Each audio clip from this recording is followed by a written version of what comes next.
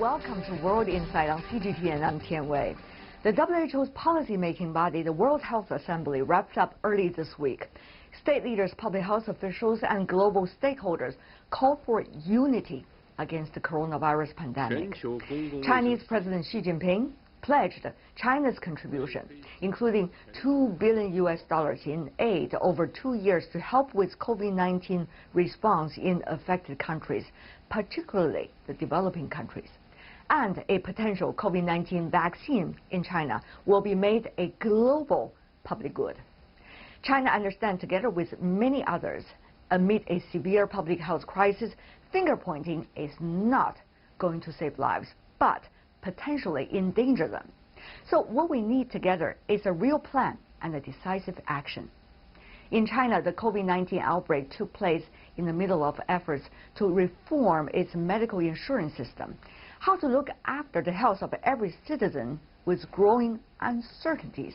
I talked to Li Ling, a professor from National Development Institute of Peking University. She's been researching about that subject for decades. Take a look. Professor Li, what a pleasure seeing you. Oh, my pleasure too. Tell me more about what the approach taken by China, since you consider Wuhan as the second hometown. Now, the city has been asking all its citizens to get the test. How crucial is this? Yeah, I think Wuhan has done a great job, since January. This time they found after around 1 month, they have 6 new cases. So they have the universal testing. This is quite a big step. So I'm kind of admire them. They have over 11 million people. So in 10 days, the universal testing, it means every day they need testing over 1 million people. So what a workload. Professor Li, as you may know, even the special representative coming from WHO visiting Wuhan earlier have been talking about the great sacrifices made by the people in Wuhan. You consider it a second hometown. I'm sure you have a lot of empathy toward that statement. Yes, yeah, I've been very much concerned Wuhan. I've been there in 9 years, so I know Wuhan quite well.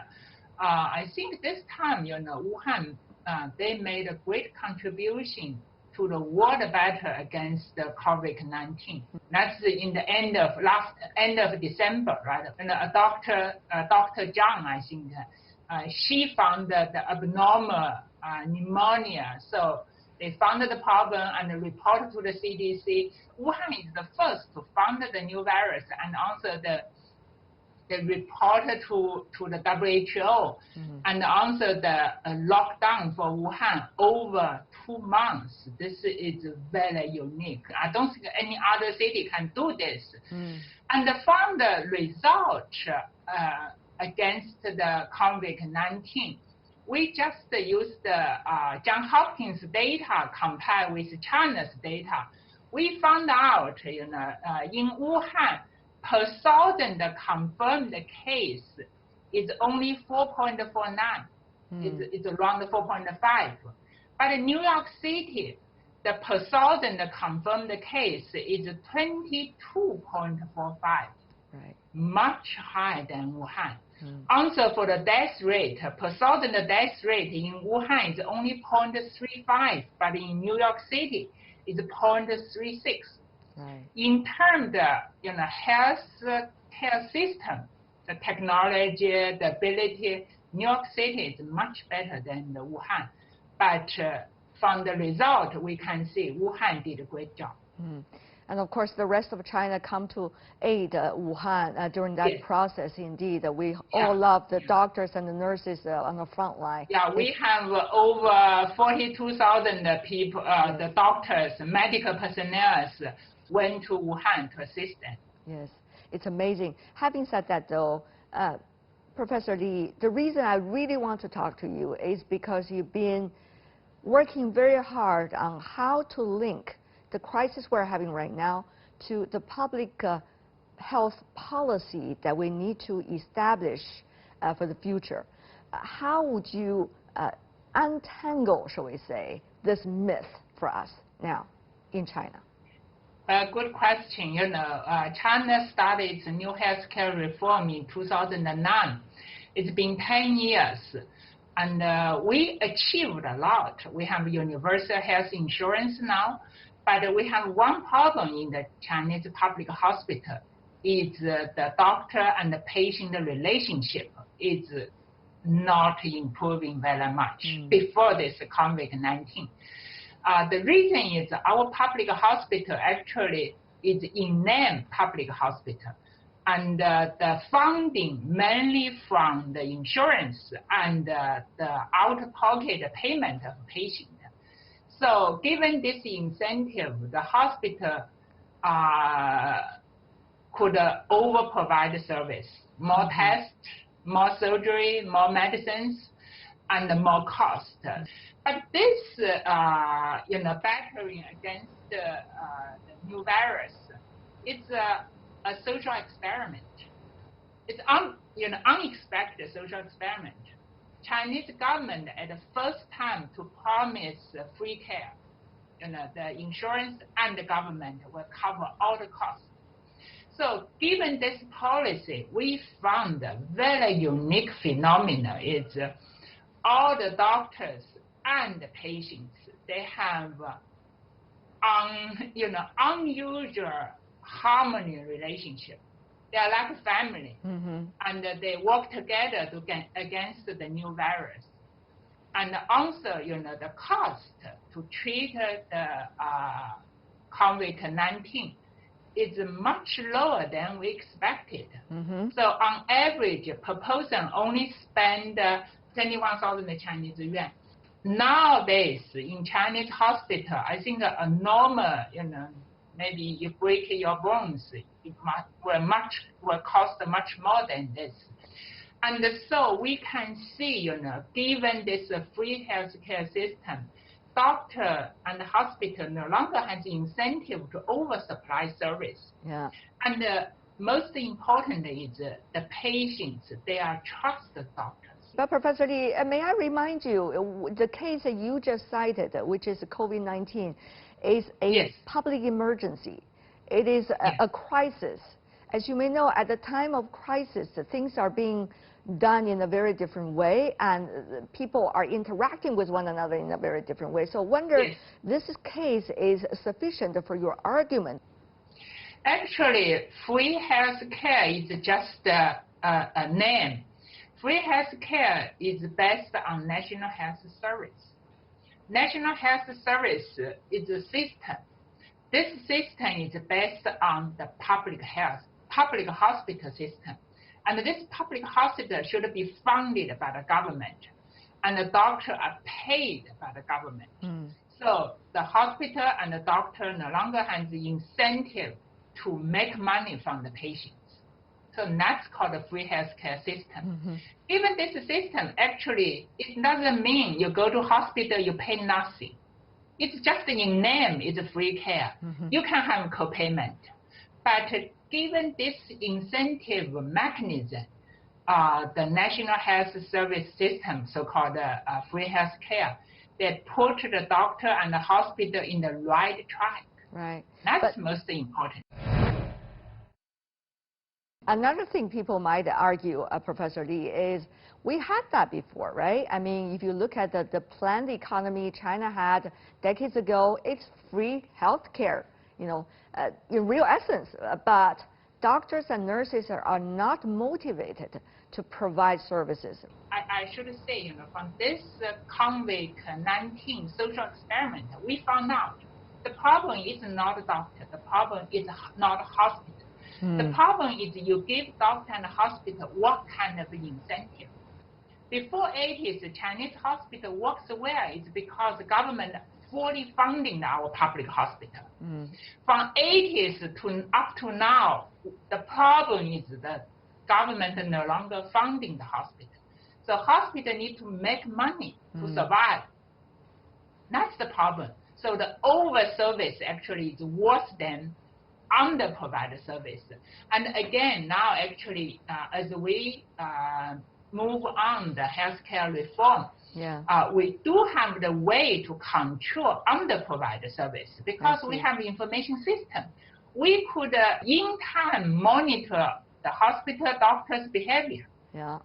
Free healthcare system is also being practiced somewhere else in the world, but some also pointed out that those systems did not work very well, particularly for a prolonged period of time. People get lazy, delay of treatment and a complicated process to get the so-called free health care.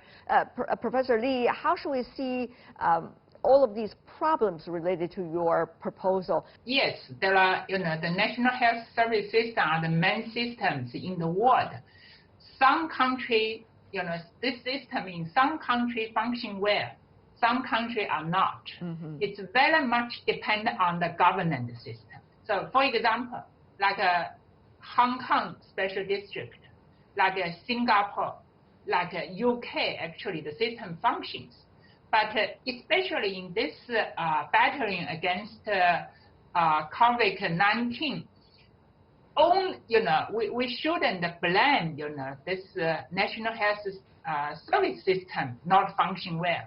Actually, no healthcare system alone could against this pandemic. Mm-hmm. But Professor Li, the question really is, this year's two sessions, as you may know, is going to deal with some of these problems. We have to look at the pandemic as a reality. How can we make our public health system work with this reality of a pandemic? Will free health care really be the solution, Professor? Against the pandemic, we need a good healthcare system, but we also need a functioning government system. Mm-hmm. Because this is a social movement. Quantitation, the isolation, yes, to reduce the spread of the virus is much more important than the treatment. So in the future, against this, probably, I think China need to build up a better national healthcare system. Then we can combine the public health, the CDC, with the hospital system, the health service system. So in this way, we could, more quickly respond to any changes. Mm. There are a lot of talk about how public health now has become such a huge component, should be, of the health system. But there were also arguments put forward by, for example, retired CDC officials suggesting, some of the latest reform over the past 5 to 10 years about the medical system and the healthcare system did not necessarily help about the public health sector, and probably only weaken it by commercial incentives. Yeah. Yes. In the past 10 years for the Chinese healthcare reform, our hospital has developed very well. It's because the market mechanism driven. But as I think this is Dr. Zheng said, the public health, government are fully funded. But their salary, their fringe benefit cannot compare with the hospital's doctor. Mm-hmm. So that's why weakening the public health system. Mm-hmm. So that's why we need to treat the people. They graduate from the same medical school. You either go to CDC or you go to hospital, do the same work. Mm-hmm. They should get the similar pay. Cannot, have a huge difference. So that's why in the future we need to combine the public health system and the public hospital, the health delivery system together. Professor, as you may know, we have graduates coming from medical sciences universities and colleges every year, huge number. Mm-hmm. How to best use the human resources that we have right now and make sure they are in the right place, less redundancy. What do you make of that? Yeah, this is a problem. Actually, we have approximately 1 million people graduate from medical school, especially those started MD. They only want to work in big hospital, in big city.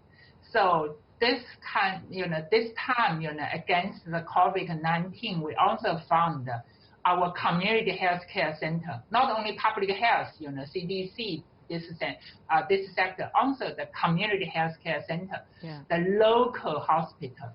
We need more qualified personnel, medical personnel.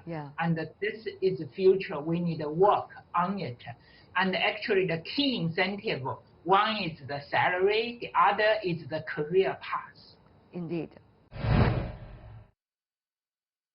Professor Li Ling from Peking University, a long-term researcher of China's medical insurance policy.